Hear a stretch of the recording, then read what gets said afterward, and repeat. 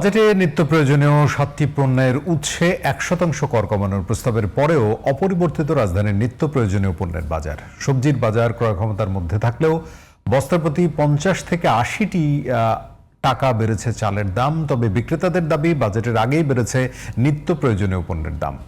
অন্যদিকে সরকারের সিদ্ধান্তকে স্বাগত জানিয়ে বাজার মনিটরিংয়ের বিকল্প নেই বলে জানান ক্রেতারা। রাজধানীর কারওয়ান বাজার ঘুরে বিস্তারিত মিফতা গালিবের রিপোর্টে। 2026-27 অর্থ বছরে চাল, ডাল, ভোজ্য তেল সহ নিত্য প্রয়োজনীয় 7টি পণ্যের উৎসে 1.5% কর কমিয়ে 0.5% কর প্রস্তাবনায় কিছুটা স্বস্তিতে নগরবাসী।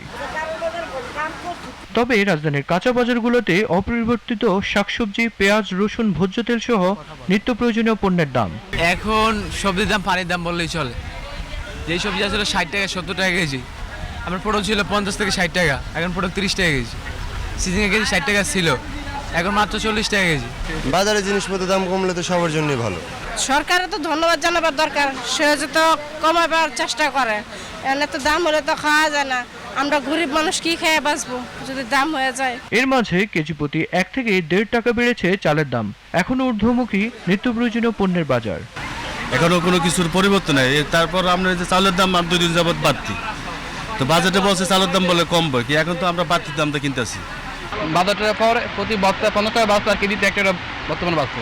ব্যবসায়ীরা বলছেন, বাজেটের আগেই বেড়েছে সকল পণ্যের দাম, তাই পূর্বমূল্যেই বিক্রি হচ্ছে এসব পণ্য।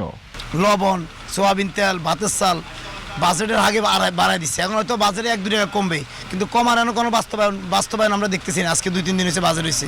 আইনের বাস্তবায়নে বাজার মনিটরিং জোরদারের দাবি ক্রেতাদের। সরকারের পক্ষ থেকে মনিটরিং সেল রাখা উচিত, প্রত্যেকটা জায়গায় বেশি বেশি মনিটরিং সেল, এবং সেটা ঠিকমতো আসলে ওইটা কার্যকর হয় কিনা এটাও দেখা উচিত সরকারের।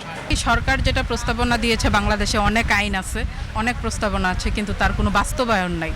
যেই জিনিসটার দাম একবার বেড়ে যায় সেটার দাম কখনোই কমে না।